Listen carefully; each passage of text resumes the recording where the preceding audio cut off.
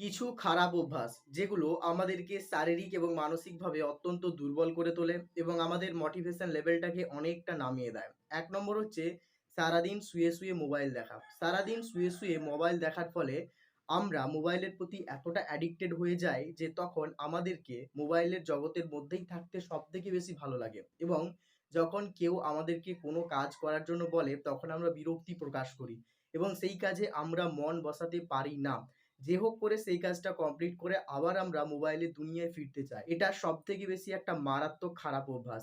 এরকমভাবে যদি আপনি চলতে থাকেন তবে আপনার জীবনটা শেষ হতে বোধহয় খুব একটা বেশি সময় নেবে না। আপনি আপনার জীবনের স্বপ্নগুলোকে বাস্তবায়িত করতে পারবেন না। মোবাইল কোনো খারাপ জিনিস নয়। কারণ মোবাইল আছে বলেই আজকের সমস্ত দুনিয়াটা ভালোভাবে পরিচালিত হচ্ছে। এই মোবাইল আছে বলেই প্রত্যেকটা মানুষের জীবনকে অনেকটা সুখ, শান্তি আর আনন্দে ভরিয়ে তুলেছে। কিন্তু এটা আপনার উপর নির্ভর করে যে আপনি মোবাইলকে কেমন কাজে কোথায় ব্যবহার করছেন।